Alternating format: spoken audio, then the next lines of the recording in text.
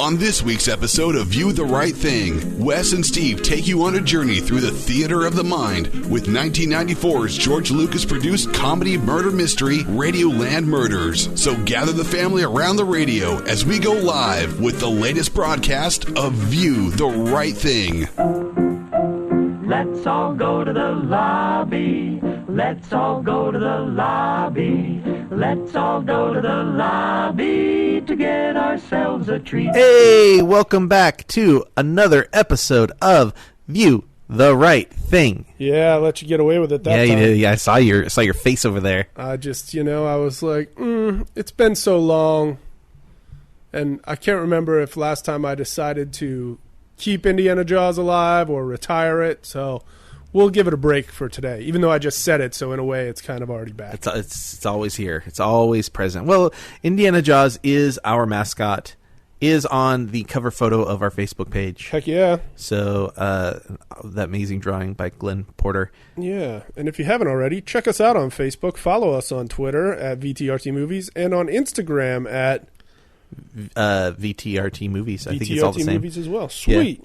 Yeah. We love you. Love us. We're really close to hitting like another 100 people, whatever the 300 people or something. I don't know. The sound of that. We're still small, but we love our viewsters. We do. Viewsters, don't ever be shy about tweeting at us or Instagramming at us or Facebooking at us. Yeah. Don't show up to either of our homes, please. Well, depends on who you are. Yeah, I guess it depends on... If you're Steve's mom. Sure. But, I feel like she'd give me plenty of notice before showing up. Does your mom listen to the podcast? I don't know if my mom listens to anything but MSNBC. My mom listens to the podcast. Hi, Mom. Hi, Mom. How Wes's mom? She doesn't like all the banter at the beginning. Oh, really? Yeah. She's like, just get to the movie stuff. Well, tell her she can start her own podcast. Yeah, start your own movie podcast, Mom. Has she heard other podcasts? I don't know. Has she heard how much bantering they do? I know. Right now, if I'm not mistaken, Doughboys is the #1 podcast. And those guys, they like to talk about all sorts of stuff before they finally get to their meat and potatoes. You know what podcast I really like? Which one? Edumacation with Kevin Smith and Andy McElfresh. Now, didn't we see a live taping of that one time? We did do that. We went for our good buddy Daniel's bachelor party. Oh, yeah. So we went and saw Kevin Smith and Andy McElfresh do Edumacation. They talked about how Australia wants to kill you. Australia wants to kill... Now, you mean the creatures. The creatures, Australia. yeah. But I think the title of the podcast episode, I think, was Australia Wants to Kill You. Yeah, it was a lot of fun. So I listened to a lot of that, and sometimes I take the wife to work in the car, and we listen to it on the way to work. That's nice. She's always amazed by how she'll look down and she'll be like, we're 45 minutes in and they haven't started doing Edumacation yet. Right. They just banter for 30 to 45 minutes. And that's part of the fun of podcasts, There's no set structure that anybody needs to follow. Yeah. Like, do the show you want to do. Yeah, that's the beauty of it, baby. I think we just get on here and we just like to ramble.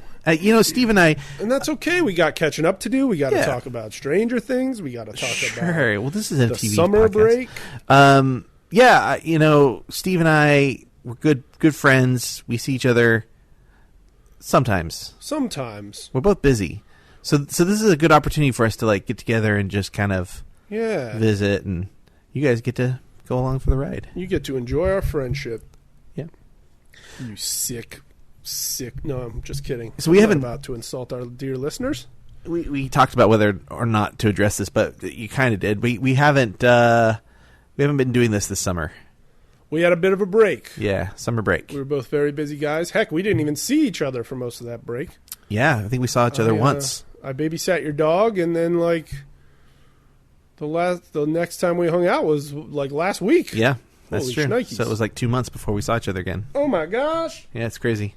I barely even got to Disneyland this summer, Wes. Oh. Me. I went multiple times. I didn't go all of July and most of August. I went 4 or 5 times. Holy shnikes. Yeah, good times. I'm going to go again soon. I wish I'd gone that many times. I just went the other day for about 3 hours. Mm-hmm. And I want to go again soon, too. Yeah. So you know who to call. Yeah, I saw your guys' post about that. I was like, oh, they didn't. It was a spur-of-the-moment thing. Didn't ask me if I wanted to go. Let's go. Hey, man. It was just kind of like, it's Friday night, it's rush hour, but if we go right now, maybe we will get there at Yeah. a somewhat reasonable time. Yeah. And then we get there, and Sweet Daniel, he's Sweet probably going to hear Daniel. this, and I'll Sweet bring this Daniel. up if we meet him for lunch in a few. Poor guy's got a back injury. So What? we get there, and he's like, by the way, I can't really go on, like, Anything fun. Big Thunder or that stuff. But it was still fun. It's all fun. at Pirates of the Disneyland. Caribbean and We went on Pirates. yeah. Some dark he rides. said that treated his back okay. Yeah, we went, it was funny because we're two grown men. We went on like Mr. Toad's, Pirates, Winnie the Pooh.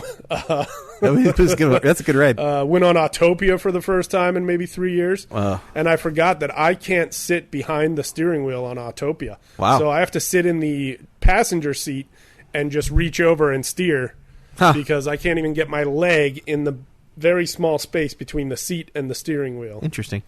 Speaking of my leg, I got a cute dog on my leg. Walt's here with us. Yeah. Walt might make an appearance later. Walt, say a little something. He's He just sniffed sniffing. the microphone. Good boy. So, have you seen any movies lately? Boy, have I. Well, I got the What? Final Girls on DVD. Wait, And have we talked about Final Girls? But I feel like we've talked about We Final probably Girls like have, multiple but times. man, I love that You're movie so you're much. obsessed. Hootin'. What was the last thing I saw in theaters? I You saw Don't Breathe, right? saw Don't Breathe. Did you? I have not seen it. Oh, Don't Breathe spoilers. is pretty good. Yeah, I'm not going to spoil anything, but I will say that there's, as the old Taoist saying goes, leave no room for the tiger to insert its claws. And I feel like Don't Breathe, it's not flawless, but it's a pretty well constructed, like well done movie. I feel like they kept it small. It's basically four people in a house, Yeah. and they did a good job with that. Yeah. There was never a feeling of like, whoa, why doesn't this make sense? Why doesn't that make sense? They pretty much made everything make sense. Yeah. Yeah. But yeah, to say anything else, we'll get into spoiler territory, and I don't want to spoil it for you because it had some nice. This is how busy I've been. I haven't seen a movie in quite a while. Have you seen? Oh, it's been maybe 2 months. Wowzers! The last movie I saw was Star Trek Beyond. I forgot to see that. It's good. Oh man, It's a lot of fun. I forgot to see that completely. Maybe it's still at the $3 theater. Maybe. Did you see? Ooh, I went to a big screen at the Laemmle screening of Flash Gordon a couple weeks ago, You and love I Flash got Gordon. robbed. Whoa. Not really robbed, but let me tell you what happened. All right, actually. I'm ready. So, before the screening, it's a big kind of a fan event. So they were like, yeah, well, we'll do some trivia and maybe give out some comic books, Sure. that sort of thing. So I was like, cool, I wouldn't mind winning a comic book. And they were asking these questions, and they were all pretty softball questions, right? But then they asked, which actor connects the Flash Gordon movies to the Harry Potter movies? Now, there's probably a decent handful of people who show up in Flash Gordon that maybe still show up in Harry Potter. Sure. But one guy in Flash Gordon by the name of Prince Thun, I'm looking for his actual character's name here. IMDb. There he is. Actor George Harris played Prince Thun in Flash Gordon, right? He's of the guys who were wearing all the gold. Yeah. And Ming the Merciless tells him to fall on his sword. Yeah. That guy plays Kingsley Shacklebolt. Oh, okay. Pretty major character in the Harry Potter story. Okay, yeah. Now he shows up in maybe movie 5, but I'm pretty sure by 6 and 7 he's around. I think he's in the order of I think so in the books at least, he's the guy who shows up with like Tonks and a couple other people to get Harry from the Dursleys and take him in under cover of night to like escape That to is the correct. Weasleys. Yeah, he's Kingsley Shacklebolt. He's pretty much one of the baddest Aurors in the biz. Right. And he plays a pretty big chunk of a character in Flash Gordon. So they raise the question. I raise my hand, and I go, the guy who played Prince Thun also played Kingsley Shacklebolt, and his name, I didn't have it just yet, but my brain was working for it, and the lady running the Q&A just goes, no, who knows it? And somebody else goes, Robbie Coltrane. You know who Robbie Coltrane played in Flash Gordon? No. Man at Airport. Oh, man. Exactly. So I don't know if that really counts as connecting it. Because guess what? I've seen Flash Gordon probably over 100 times. I don't ever remember seeing anybody at the airport and thinking, well, there's Robbie Coltrane. So, I would send an angry letter.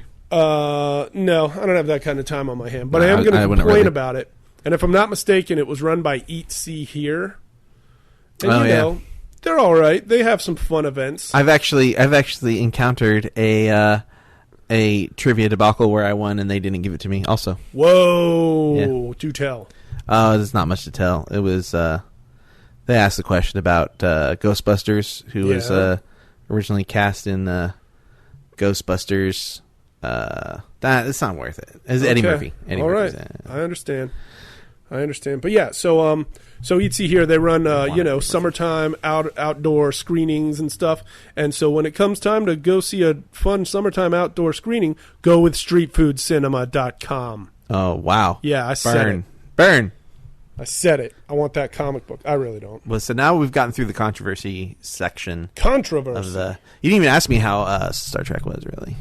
You said it was good. I didn't really get to talk. I mean, you got to talk about it. Well, I don't want spoilers, though. I'm not going to give you spoilers. I was just going to say. Tell me how good it was without spoiling. I was just going to say that it was weird and kind of sad to see Anton Yelchin in the film. Oh, man, that would break my heart. Yeah. Huh. Because they gave him an expanded role. He's much more important to the plot in this film. So it's like finally they make Chekhov like important to the plot, and then he died. So it's sad. That's heartbreaking. Yeah. Man, may he rest in peace. Yeah, he was such a good actor. My buddies live right next door to him. Oh. And they said that they heard some weird noises in the middle of the night, and whoever it was that woke up and heard the weird noises was apparently kind of scared to go check on what it might be. Oh, but they're thinking, based on the time he said he heard them, they're thinking it was probably like the police and EMTs showing up and all that sort of thing. Oh, gosh. Yeah. God. That's unfortunate. That's real unfortunate. I mean, it's more unfortunate for his family and whatnot, but it's just such a weird thing. It's one of those things about, like, it kind of reminds you how small this town can really be, you know? Right. Los Angeles. Right. As Sam Elliott said. What should we talk about next? Well, if you really want to talk about Stranger Things, we could do. I mean, it's not a TV podcast, but we're not a TV podcast. I, however, feel like Stranger Things sort of transcends the TV movie. I don't agree with that, but how? Well, I read a really. So this is not my own observation, but I read a really interesting article about how Stranger Things sort of plot blocks. Oh yeah. Yeah, which I thought, plot block. It's interesting because I read it and I was like, I can't disagree with anything in this, because it almost seems like it's like kind of complaining about it, but it wasn't. But it was like, I was like, I can't disagree with any of this stuff, but I still really love the show. But every time the plot could move forward, something happens to like essentially block it, and then they just rehash some of the same things over and over and over again in the.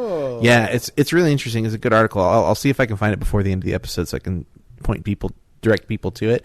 But I mean, it's totally true. Like, and it's something that you can't get away with in a movie. Like if you're you only have 2 hours. If they had only 2 hours to tell that story, that could have been told absolutely as a film. True. But because they spread it out over 8 episodes, they block themselves in ways that aren't really just conducive to storytelling. To stretch for time. And they go back and they rehash things, and they even made a point in the article of talking about how, like, spoiler alert, when the sheriff and Winona Ryder's character go to the lab. They break back into the lab near the end of the series. The sheriff even comments that he's already done this before.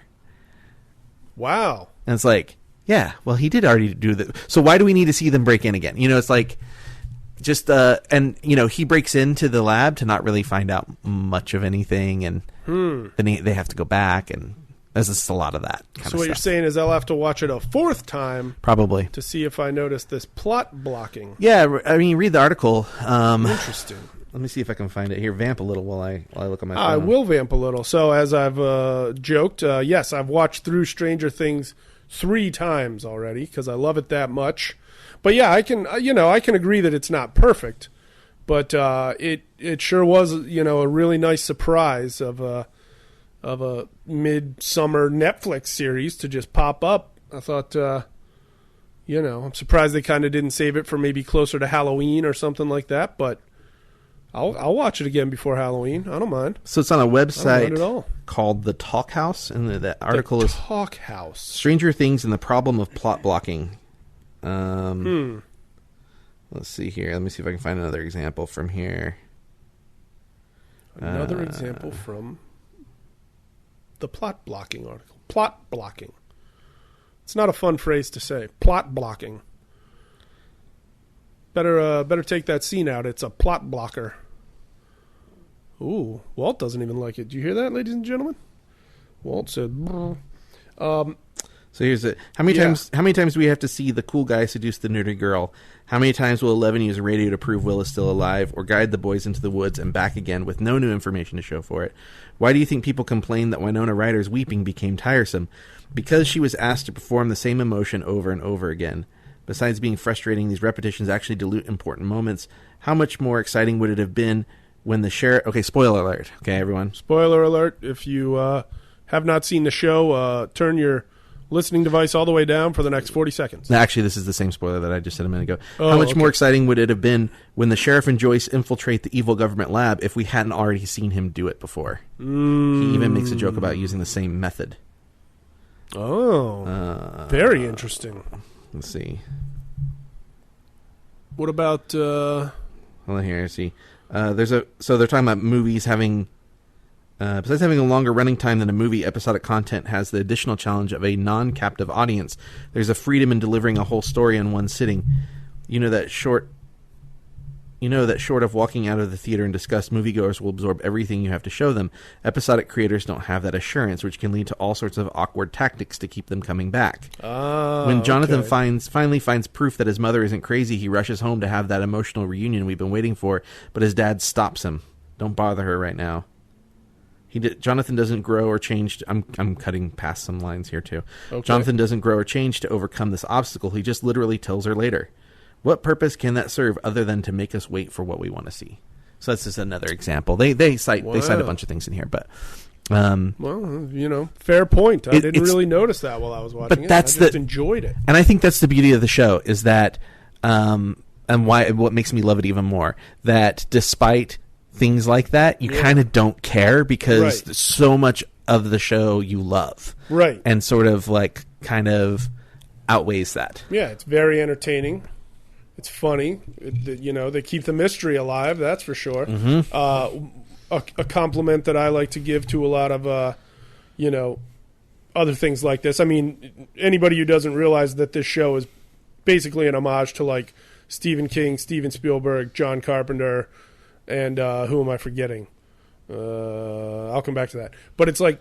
Sam Raimi. And so it's one thing this show really does that especially Stephen King and Steven Spielberg do really well, as I like to say, is they really bring you right on to Main Street of whatever town they're setting it in. They put you right there, and you might as well be able to do a 360 spin and just see the town going on. Some of our viewsters, that Main Street in the City Hall police station, that's where two of our viewsters live. No way. Yep. Way. Yeah, they live in that little small... out in the middle of nowhere. Should we announce their addresses over there? Yeah, let's do it. No, we probably shouldn't. That's cool though. Yeah, they live in Stranger Things town. I've heard who the so obviously Spielberg was the main source of inspiration. Yeah. For all the homage stuff, not all of it, but a lot of it.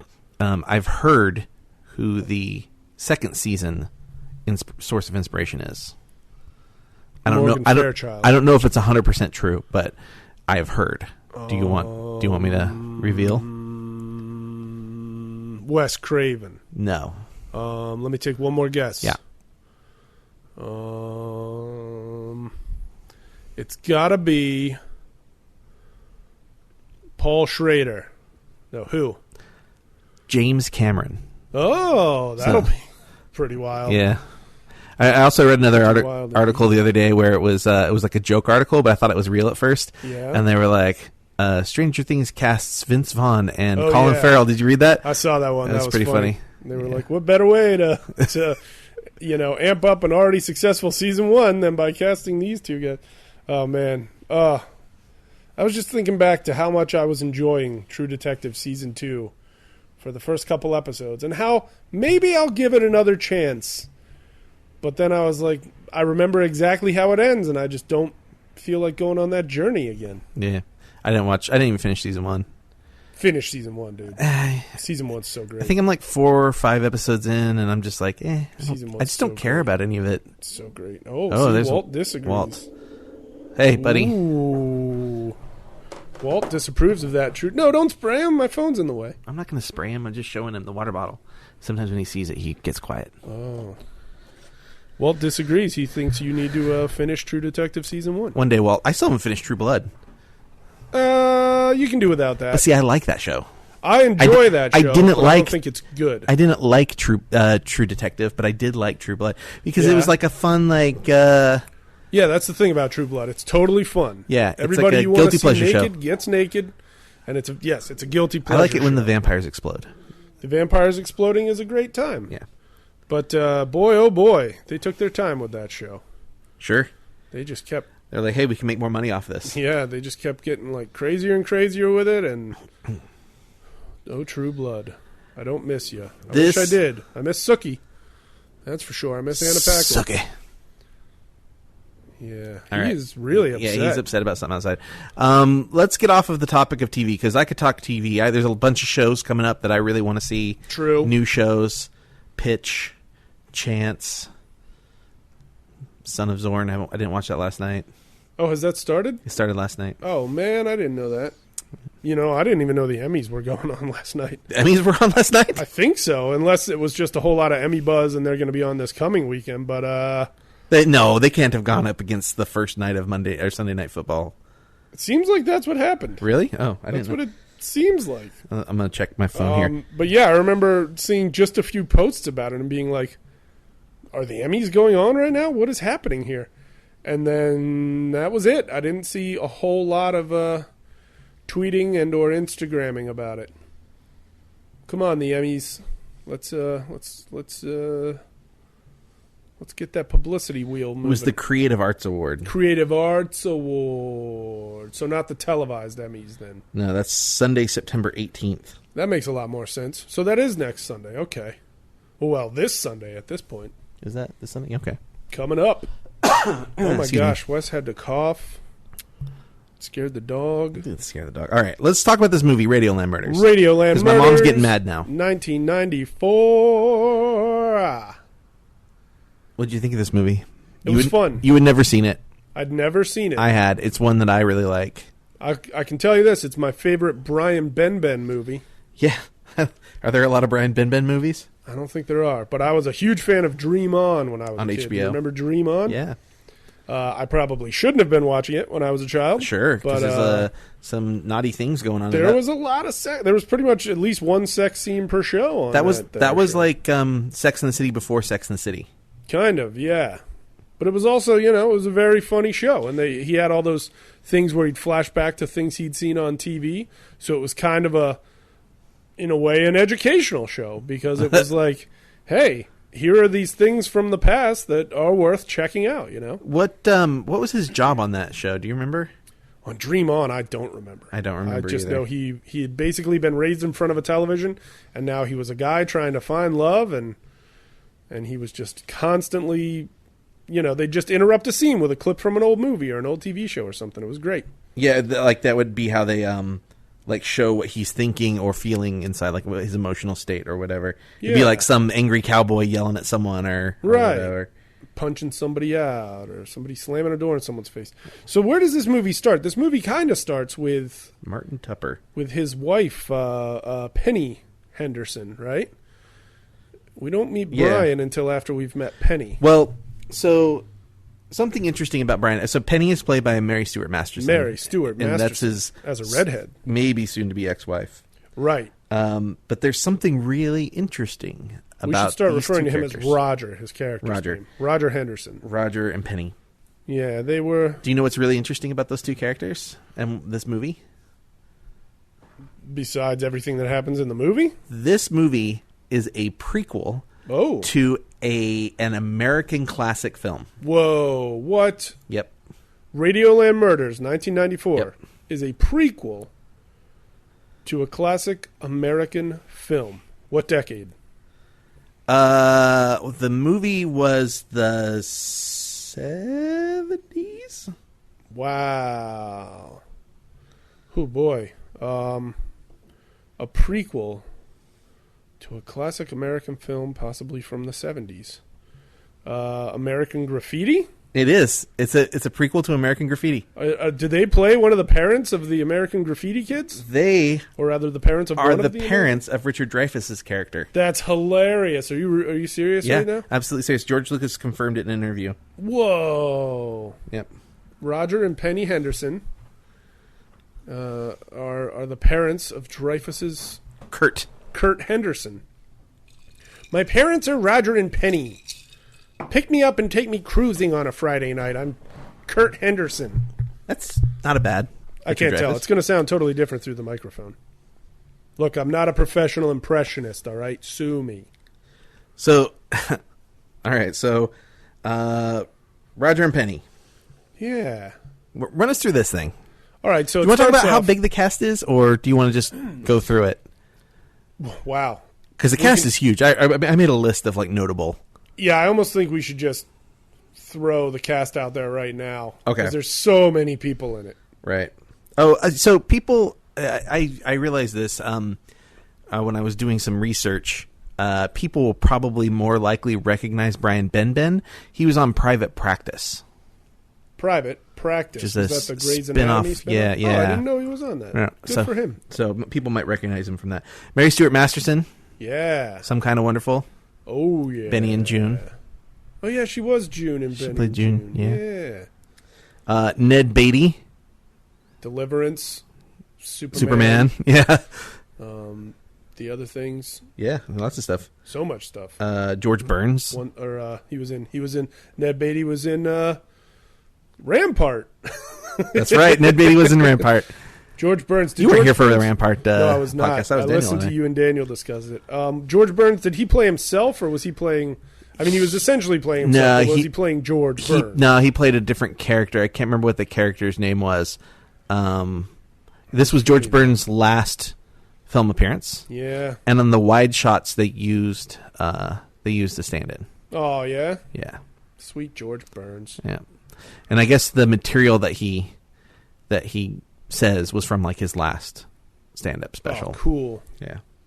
Album. It was probably an album. Yeah. Scott Michael Campbell. Scott Michael Campbell plays Billy.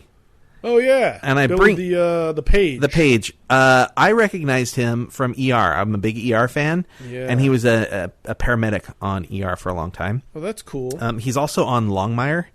Longmire with Lou Diamond Phillips and the guy who plays Longmire. Yep. He plays the doctor on Longmire. Oh, cool. So, Michael McKean. Michael McKean of Spinal Tap, Waiting for Guffman. No, wait. He's not in Waiting for Guffman. No, but he's in those other ones. Yeah, Best in Show. Best in Show. A Mighty Wind. What's that? They got a new one coming out. Michael McKean played one of Topanga's many dads on on Boy Meets World. I'm not a Boy Meets World guy. I don't think I've ever seen a full episode. I think over the course of the show, they cast at least 4 different people for each one of her parents as the show went along. Among them, Michael McKean. There's a new Christopher Guest thing, right? Yes. Is it out? It's a Netflix movie or something, right? Yeah. What is it called? Mascots. Mascots. Yeah, I want to see that. I want to see it's out. I bet it's out.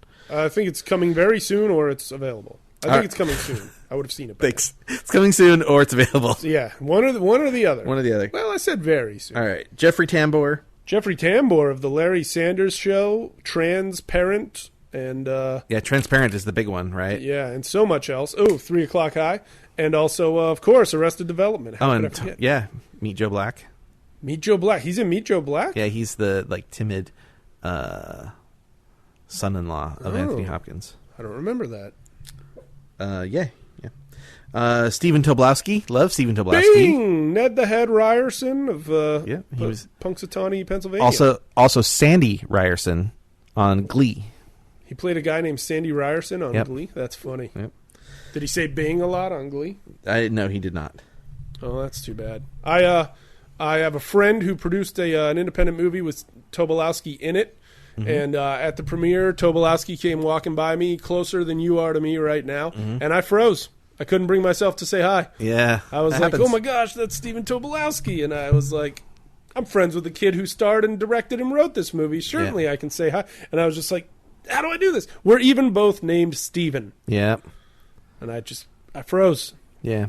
I was in the Tobo vortex of. I'm trying to think if that's ever happened to me. I've had close calls where Steven Spielberg.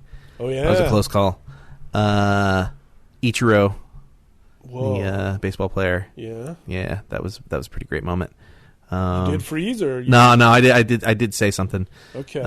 He signed a baseball for me.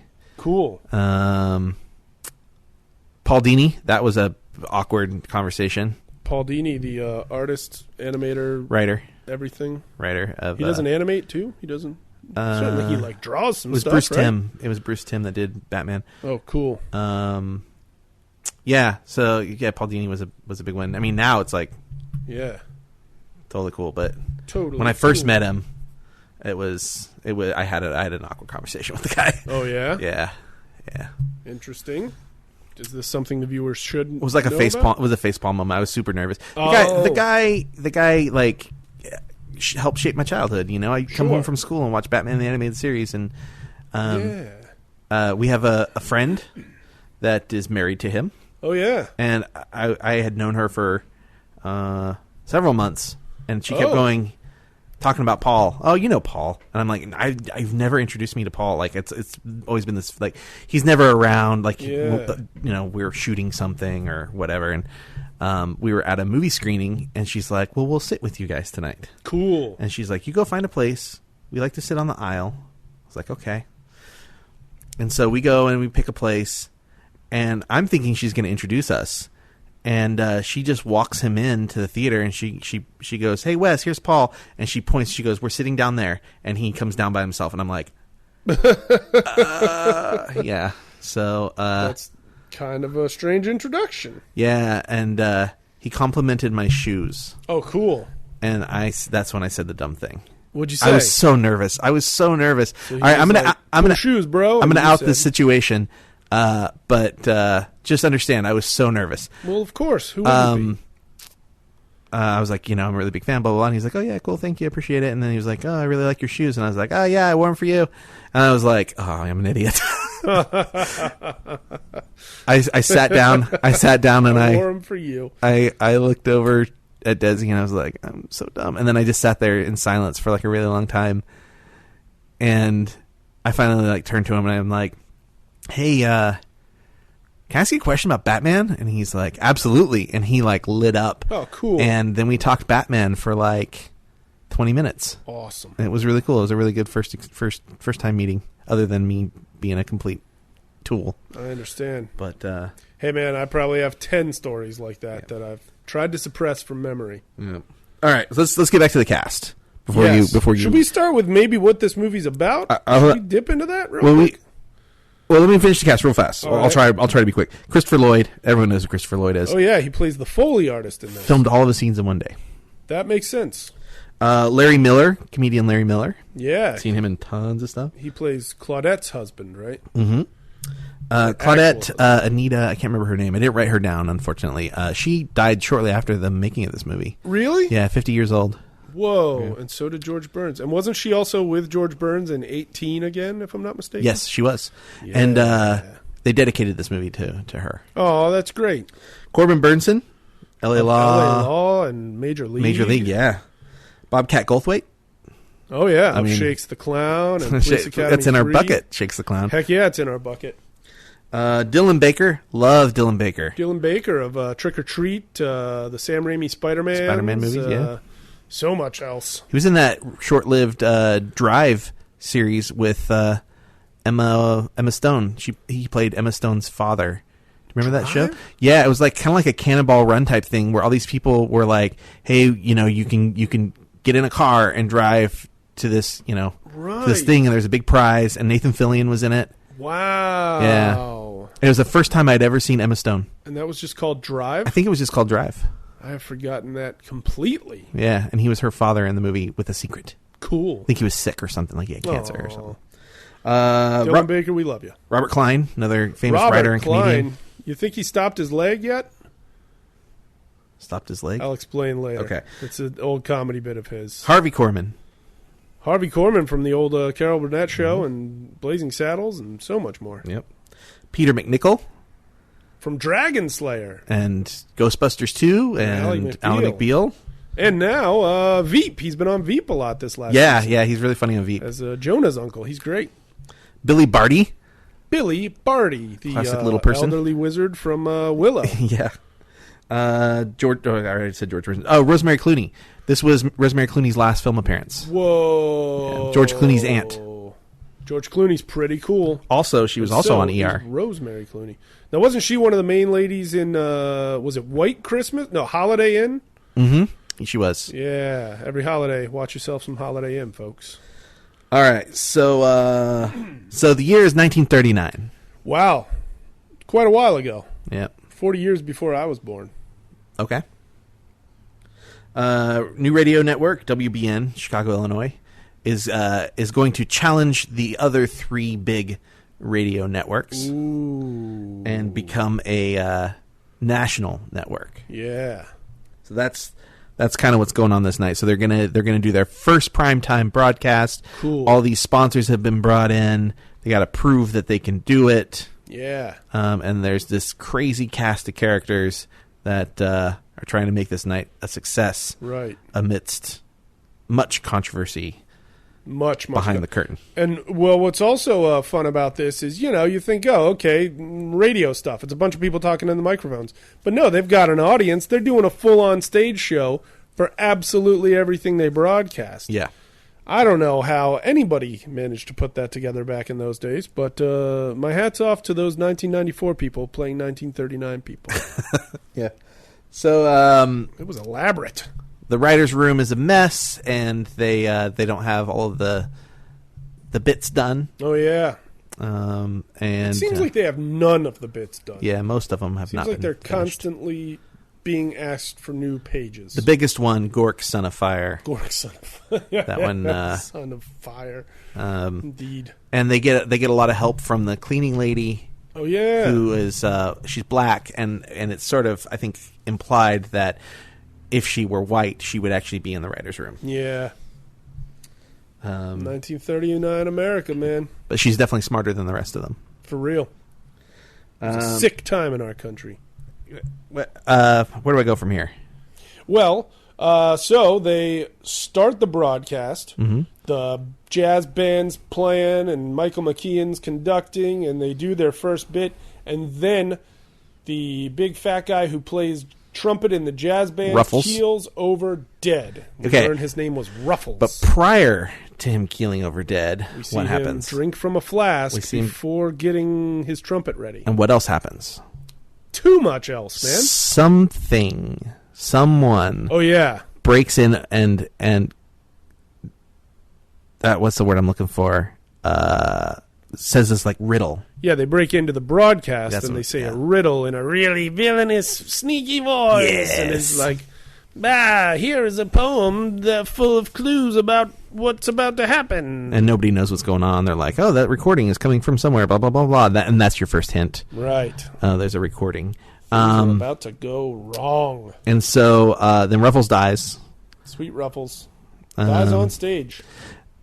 We find out that Roger and Penny are maybe breaking up because Roger's infidelity with Claudette, the va-va-va-voom girl, with the va-va-va-voom voice. No, wait, had he actually been unfaithful with Claudette? He didn't, and he's trying to convince Claudette to tell the truth because he needs to get back with Penny. Yeah. Oh man, I don't even know how to. There's so much. This is what. So before we met for the podcast, and probably one of the reasons why we stalled so long, just bantering, is this movie moves so fast, and there's so many moving pieces to it that it's hard to like break it down. So I think we should just talk kind of in general about the film a little bit instead of breaking down every scene because I just don't know how to do that. Well, so the next big thing is Ruffles is dead. Yep. Then somebody else dies. Who's the second guy to die? The husband? Jeffrey Tambor. Jeffrey Tambor. They find him hanged. He gets hung. And So Roger is the one who finds his body, basically. Well, Roger and Penny find him together in a dark room upstairs. and Roger's up there. He had heard that Penny was going up there, Yes. so he went up to meet her. And so he's already there when she gets there. So now, when the police get called to come in, Right. Roger is the first suspect, and they find out that suspect. when Ruffles was being taken out, he dropped his flask, and Roger picked it up and just pocketed it. So he's got Ruffles' flask, and Right. he was also upstairs before Walt Jr. was killed. Starting to look like Roger might be a murderer. Claudette's husband gets killed. Yeah, I forget how he dies. He goes under the poison, rotating I think. stage, He gets crushed and in he the gets rotating crushed stage. with Roger's down there trying to save him. Right. But of course, Roger's there again. Oh, no. Roger figures out that Ruffles was blackmailing Claudette because he had photos of her and Walt Jr., Jeffrey Tambor's character. So he goes to confront her. Right. She gets killed, right? After he confronts her? Does Claudette get killed? I can't remember. No, she gets arrested. So he tells the police, they arrest her and take her away. Yeah. What else happens? Well, then something... What is it? Something happens. I thought it was after the third death, after Claudette's husband was crushed in the wheels. Isn't that when Roger decides to confess to the murders and then manages to break away from the police and then goes about trying to solve the mystery on his own because he knows that the cops aren't smart enough to do it? I think they take Claudette away, right? And then Dexter gets electrocuted. Yes, and Dexter played by Corbin Burns. Yeah, and then the announcer. And then because Roger is present for that again, Yep. as like, they're like, oh, what's going on here? They start questioning him, and as they're taking him away, he realizes that the next clue leads to the general, played by Ned Beatty, Right. and Mr. King, Buddy King, Played by Brian James. Is that his name, Brian James? The guy who chokes on gas. Yeah. Yeah, Brian The James nitrous- from Blade Runner and The Wrong Guys.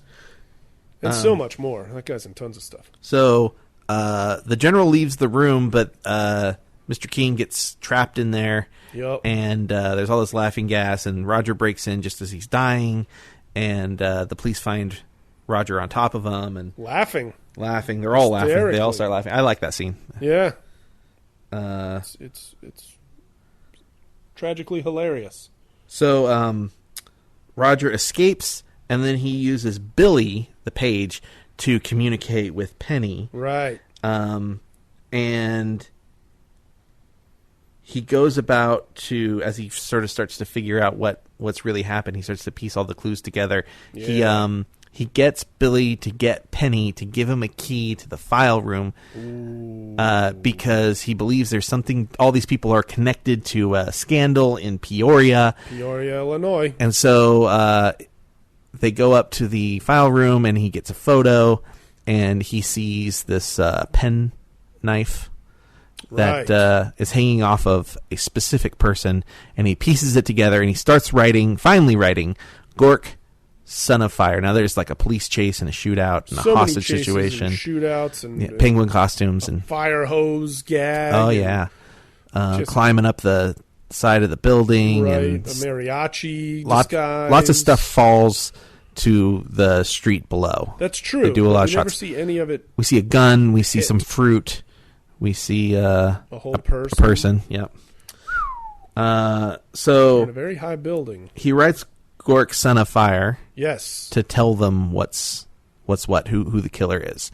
And so he writes it, and there's he's writing it above the stage, and police show up, and all the pages fall down, and then they read it, and they find out that... Oh, man, do we want to say already? Yeah, I mean, I think we're just kind of whip through it and then talk about our favorite parts. They find out that the killer is indeed the one man who hasn't left his post all night up there in the control booth, mostly with Penny the whole time. Yeah. Except she keeps running out to do Max this, that, and the other thing. Applewhite. Max Applewhite, played by none other than Stephen Tobolowsky. Bing! Yep. You knew I was going to do that. Yeah. You all knew I was going to do that. So Max is all mad because everybody in Peoria thought he was mad, and he had this great invention idea, and people thought he was crazy, and he was like, it's going to take over. And so he takes Penny hostage, second time she's been taken hostage, kind of, and he heads up to the radio tower, to the antenna. And so both the police the police are chasing Roger. Roger's heading up there as well. Roger gets up there, and it turns out inside the tower there's this room that's a lab, and they find out what the invention was. Ooh. And it was a new television. It was he came up with it first. He had invented television 20 years prior, and they stole his idea to sort of put the kibosh on it, and now they clearly sold it because everybody's working on television now. Yeah, those jerks. Roger convinces him to switch him with Penny so that Roger's the hostage. He's like, you like Penny. You don't even like me. And he's like, okay. Yeah. He forces Roger to climb up the antenna. He goes up there too, and a biplane shows up. Why the police have a biplane, I don't know. The biplane fires on... This was shortly after King Kong, so... Yeah, it's definitely a King Kong reference, but... People wanted their biplanes. The biplane eventually shoots... what's his face? Good old what's his face? Max Applehoyt. And he falls to his death. Yeah. On the street. But that's the time we actually see a body fall. And then we get to see him laying on the ground, and people are like, whoa, what's going on? Yeah. Roger and Penny reconcile. The show ends, saved by Billy, I might add. Yeah. Billy comes in and helps he plays... improvise. He jumps onto the stage as Gork's fellow tribesman. Or cousin from down the... Yeah. 2 caves over. Yeah, that's right. Or something. Cousin from 2 caves over. Wearing a filthy mop on his head. Oh, yeah. Billy. So this movie was not received well. No? No. Most of the, people thought it was too fast-paced. Roger Ebert didn't like the slapstick element to it. All right. It starts before you get to know any of the characters, I think. And I think that's a big piece of why people didn't like it.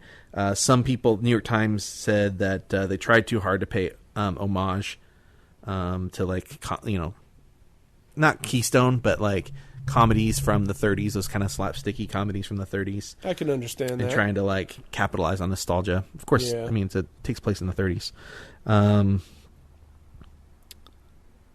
But didn't do well. Yeah, I don't know.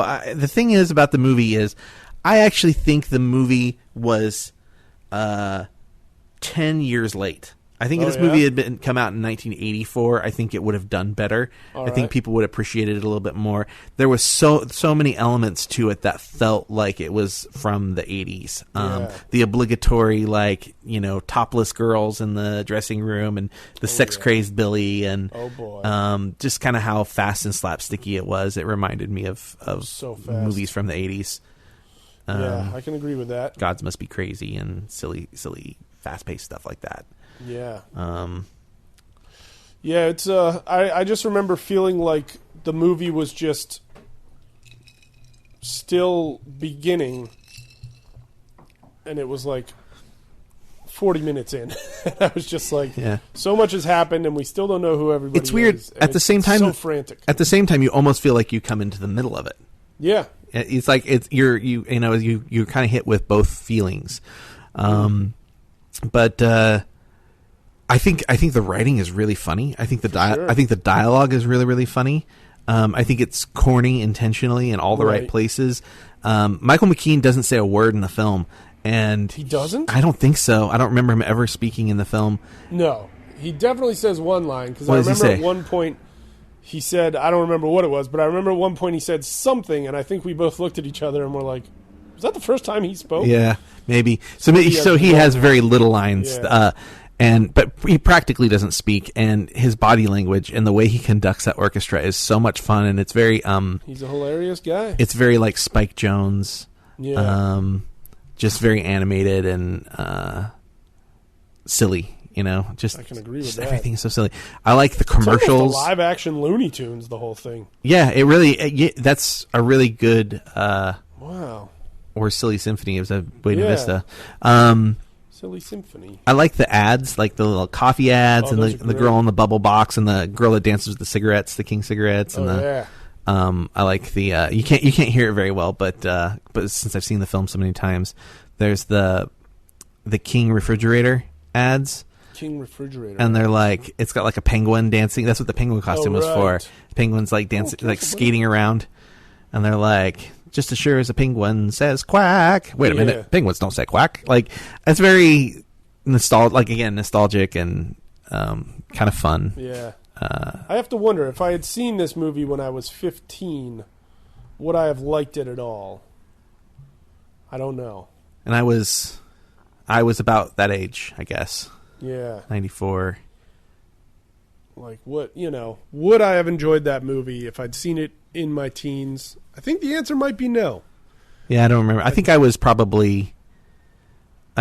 I bet I was late teens. I bet I was like 18 or 19 when I saw it. I don't know. I just like that, dig that style and era. Well, I think I was too cynical as a teenager. Because also, one thing that, you talk about how this movie wound up not doing well, and then what happened shortly after 1994. What's that? We had the independent wave come rolling in, yeah. We had Pulp Fictions and Reservoir Dogs and Yeah. Clerks and all these movies that were telling really good stories, but SLC in a much Punk. more subtle way. Yeah. SLC Punk, was that old? Yeah, I think so. No. Yeah. That's got to be from the 2000s. Mid-90s. No. SLC Did you Punk. see SLC Punk 2 on I saw on that Netflix? I saw that it exists, but I did not see it. All right, let's see here. It's an acquired taste. SLC Punk has to be like 2002 98? or something. 98? Yeah. Holy shnikes. That Um, movie feels so much more recent. yeah. SFU. That was that era. SFU. Oh, with Steven Dorff? Yeah. Yeah.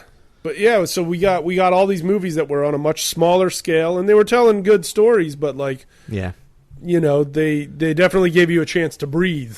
Yeah. And this movie is just like, boom, we're going, and then it's like, hey, we're almost done. Yeah, you don't breathe until the end. Yeah. Yeah, absolutely. Joey You laugh Lawrence? a lot. Joey Lawrence shows plays, up. sort of some sort of heartthrob, almost a He's like Sinatra. a Sinatra. Yeah, very. He sings "What'll I Do." Yeah.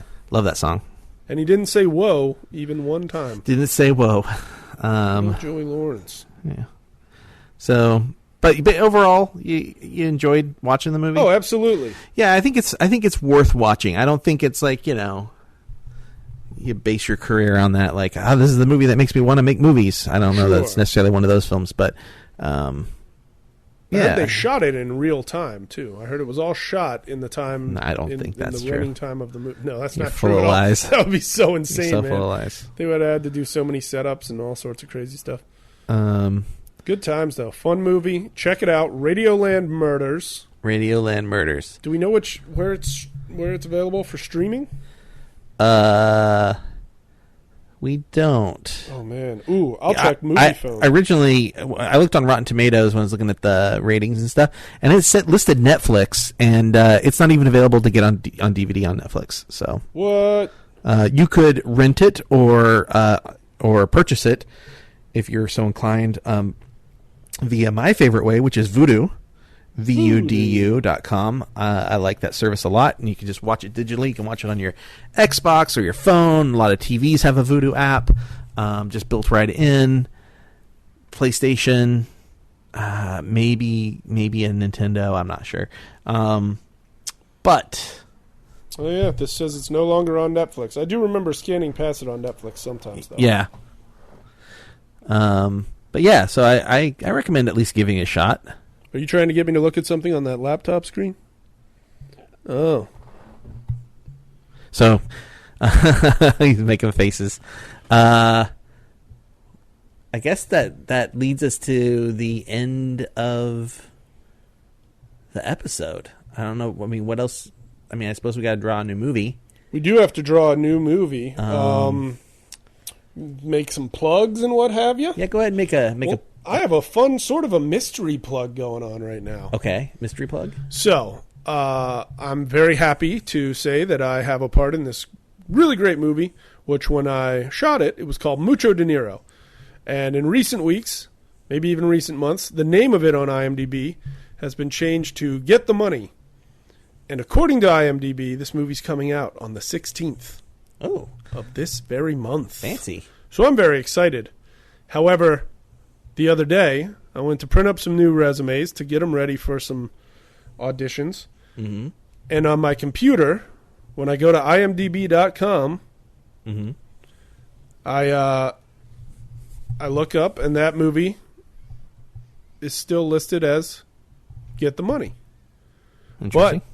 But on my phone, all of a sudden, I use the IMDb app, and suddenly on the IMDb app, the movie is listed as Mucho De Niro again. Yeah. I don't know what to do with that information. But it made me laugh when I noticed it. So I don't know. Maybe it's coming out on the 16th, I hope. And if it is, I'm plugging it right now. Look for Mucho De Niro or Get the Money, starring Eddie Griffin, Blake Freeman, Yeah. Danny Trejo, Casper Van Dien, and so many more. And an appearance by me. Yay! Is that the Muppet Bucket? There's the bucket. All right. He's doing his thing. Oh, man, I'm afraid to look.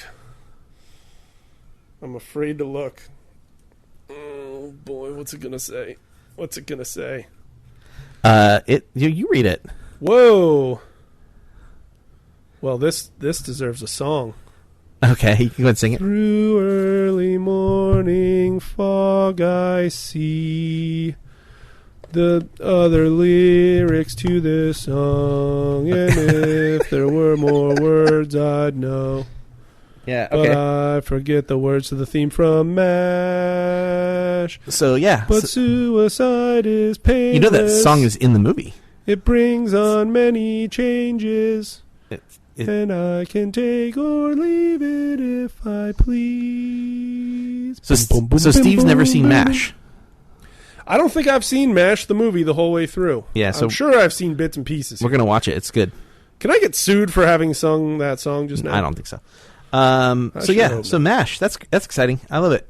MASH. One of my We're going to favorite watch films. MASH, the film, starring Yeah. Elliot Gould and so many more. Donald Sutherland. Donald Plays Sutherland. I call him Don. Hawkeye. I call him Don Sutherland. No, I don't call him that at all. I've never met the man. Gary Berghoff, who's in the show and the movie. Wait, who was he? Radar. Radar.